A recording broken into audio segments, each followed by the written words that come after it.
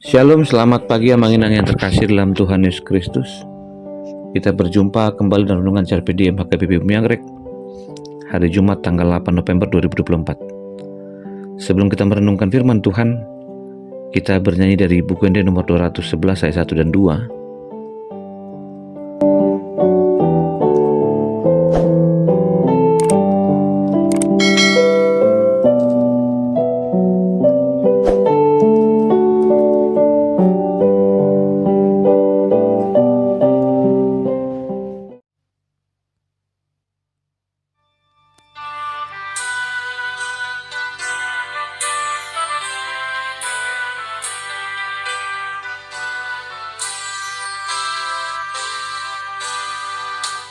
Tuhan Yesus si permohon,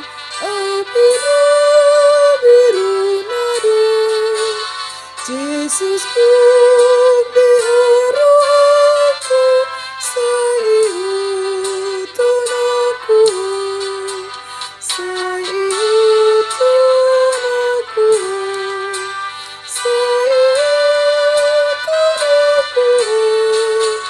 Yesus ku biharu aku, saiu tunaku.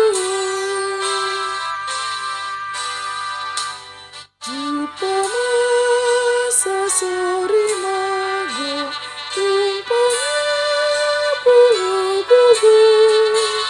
Ia bugas mehuida, saiu tunaku, saiu tunaku, saiu tunaku. Ia bugas mehuida, saiu tunaku.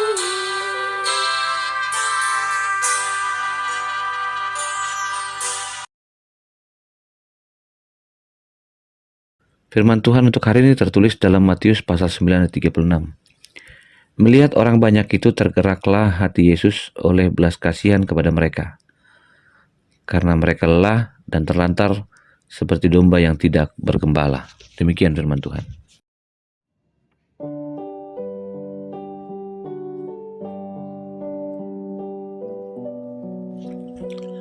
Amanginang yang terkasih dalam Tuhan Yesus Kristus, setiap orang pasti membutuhkan cinta, mengenal cinta, dan mengharapkan cinta itu selalu ada. Kita bahasakan cinta itu adalah kasih. Seorang ateis pernah berbicara kepada Ibu Teresa. Dia katakan, "Saya seorang ateis." Kemudian ia menjelaskan bagaimana ia mengetahui tentang kata cinta. Mendengar hal itu, Ibu Teresa kemudian berkata kepadanya, "Kamu tidak dapat menjadi seorang ateis karena kamu berbicara begitu indah tentang cinta kasih." Amanginang yang terkasih dalam Tuhan Yesus Kristus, jika kita dipertanyakan di mana ada cinta, di situ ada Tuhan. Kadang orang yang mempertentangkan iman kepada Tuhan dengan kasih, yang penting bukan iman yang kuat kepada Tuhan, kasih belakangan. Mungkin cara berpikir semacam itu dimiliki oleh para realis ketika mereka tidak merasa berdosa kepada Tuhan, ketika mereka melakukan tindakan rasis, memilih untuk membenci dan tidak mau mengasihi. Sebaliknya, ada orang yang berpikir dalam hidup ini yang penting hidup dalam kasih, iman kepada Tuhan belakangan. Argumen mereka menjadi pertanyaan, apa gunanya seorang beriman jika tidak memiliki kasih? Saya setuju bahwa tidak akan berguna iman tanpa kasih.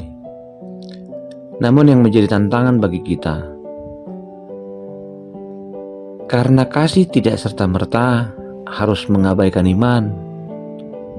Sebagaimana dikatakan Ibu Teresa, di mana ada kasih di situ ada Tuhan. Bukan berarti karena kasih kita kehilangan iman. Bukan karena cintanya kepada seseorang ia kehilangan iman.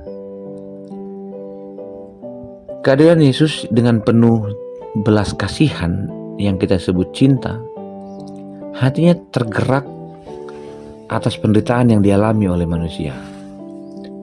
Tergerak oleh belas kasihan, dalam bahasa Yunani dipakai kata splang zinomai yang menggambarkan keadaan emosi Yesus dalam memberi respon terhadap penderitaan manusia. Disitulah Yesus memberi perkenanan untuk menyembuhkan segala penyakit yang diderita manusia. Bagaimana menggerakkan hati Yesus? Ternyata hidupnya bukan dibuat-buat dengan kata aku terlantar, aku sedih, aku miskin, aku tersakiti. Bukan. Menjadi manusia yang berkenan di hadapan Tuhan, yang dikatakan terlantar dan ditegaskan kembali dengan kata lelah, adalah gambaran mereka menghadapi kehidupan politik di mana mereka tidak dapat mendapatkan apa-apa. Mereka tertekan oleh dunia mereka. Mereka dipaksa. Orang Kristen tidak pernah dipaksa dalam hal memberi kepada Tuhan. Dan Yesus pun saya yakin tidak pernah dipaksa. Dan Yesus pun tak mau dipaksa. Ingat bagaimana perempuan janda yang memberikan 2 peser. Dia tidak pernah dipaksa. Dia tergerak oleh rasa syukur kepada Tuhan, Sang Pemberi kehidupan. Tergerak oleh rasa bangga akan penyertaan Tuhan. Bukan berbicara tentang bagaimana dia besok, bagaimana dia nanti. Tapi yang dia tahu adalah dia harus memberi yang terbaik bagi Tuhan. Bukan banyaknya, tapi caranya untuk bersyukur. Biarlah firman Tuhan hari ini mengajak kita dan memanggil kita. Sebagaimana Yesus memanggil 12 muridnya untuk bersama-sama Yesus mewujudkan cinta kasih bagi umatnya. Cinta kasih yang dibangun untuk membuat persekutuan dan membangun iman itu. Iman yang berserah kepada Tuhan. Dan kita juga dipanggil untuk mewujudkan itu dalam kehidupan sehari-hari. Menunjukkan rasa syukur, respek terhadap panggilan Tuhan, dan bertanggung jawab untuk panggilan itu. Kasih apa yang dapat kita wujudkan di kondisi kita masing-masing. Iman dan kasih merupakan kesatuan yang semestinya berdampak pada kehidupan kita. Iman yang berani, iman yang tidak meniadakan kasih, justru kasih semakin memperkokoh iman kita dalam Yesus. Biarlah iman kita dapat dirasakan dan dilihat di mana dunia masih membutuhkan orang-orang yang penuh cinta kasih. Di mana di sisi lain dunia juga dipenuhi dengan orang-orang yang bermasalah, yang terluka. Terluka karena pikirannya, terluka karena dunianya, terluka karena lingkungannya. Mereka membutuhkan perhatian dari cinta kasih Tuhan. Biarlah gembala, pemilik gereja yang membimbing, merawat kehidupan domba-dombanya, menjadi tanggung jawab bagi orang-orang yang telah menerima tabisan pelayanan itu, untuk mempertanggungjawabkan dan mengajarkan kepada setiap orang untuk hidup beriman dan berserah kepada Tuhan, yang pada akhirnya menggerakkan kita untuk berbelas kasihan kepada banyak orang. Biarlah kedaulatan Allah itu memberikan kita sukacita, damai sejahtera, dan kita yakin bahwa Tuhan memberkati kita hari ini untuk mempersiapkan hidup yang penuh harapan. Selamat beraktivitas, Tuhan memberkati.